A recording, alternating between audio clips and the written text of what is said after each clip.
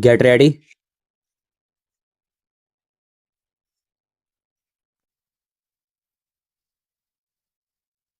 Start. Sir, the Election Commission had estimated that if the voting age is reduced, an additional number of 47 million will become entitled to vote. They will have to be enumerated on the basis of a door to door survey. The Election Commission will take necessary steps in this regard once both houses of parliament approve the bill. With your permission, I shall now deal with the provisions of the Representation of the People Bill. Over the years, there has been an increasing tendencies to vitiate the electoral process. Malpractices and lawlessness have been on the increase.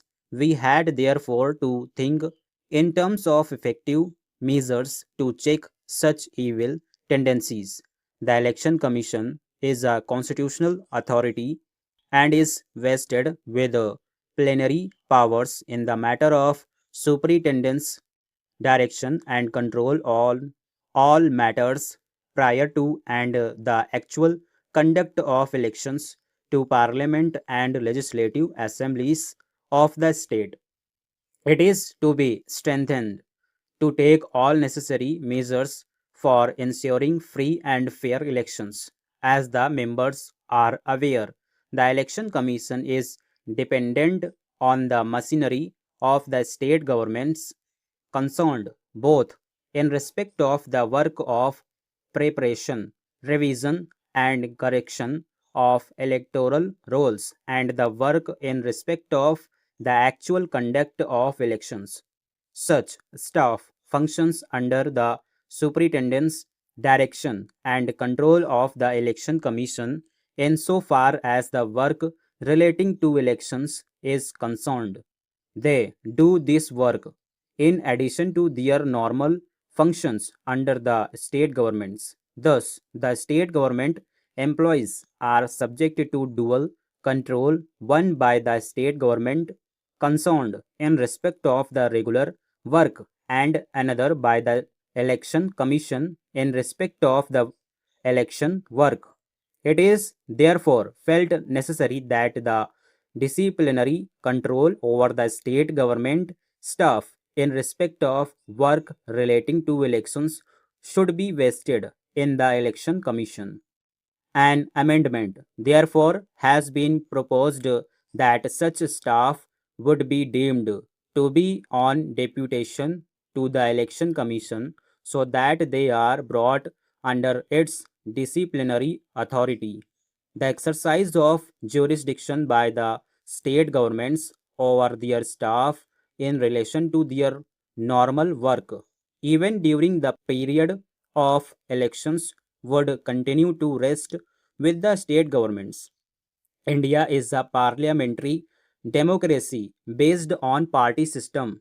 A large number of political parties are also functioning. The democratic election process is to be sustained by the political parties. At present, there is no statutory definition of a political party. It is proposed to rectify this defect by incorporating a statutory definition in the Representation of the People Act 1951. Section 8 of the Act already deals with disqualification on the ground of conviction for certain offences.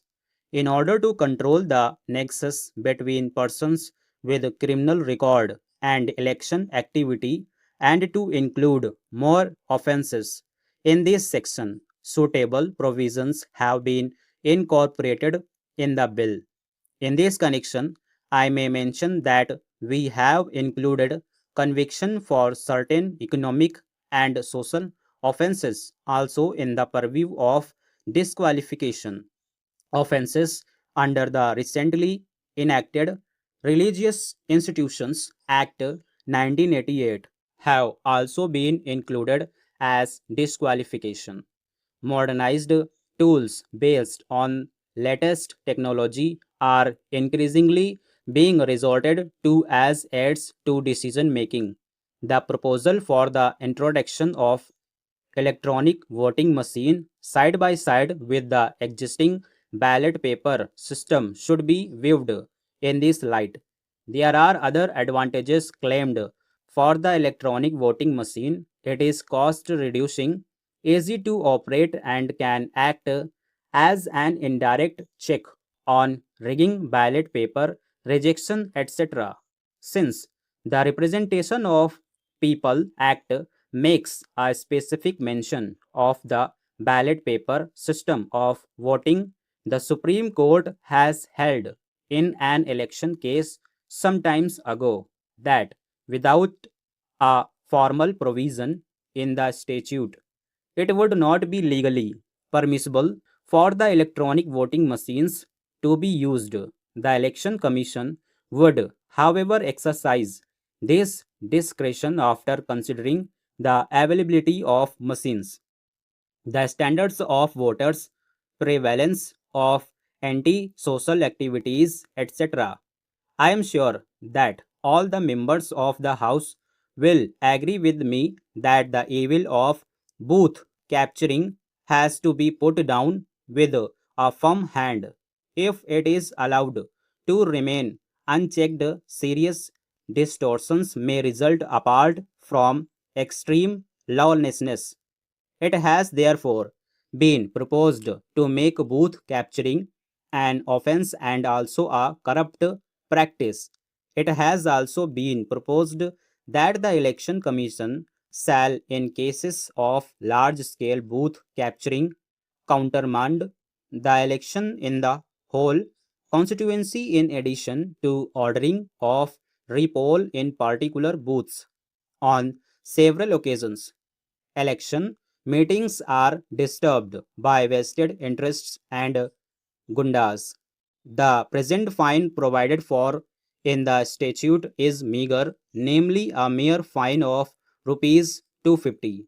It is now proposed to amend this provision to provide for a sentence of imprisonment and enhanced fine of rupees 1000. There was a proposal that delimitation of the constituencies could be undertaken afresh and the reserved seats be rotated without bringing about any change in the total number of seats. Stop.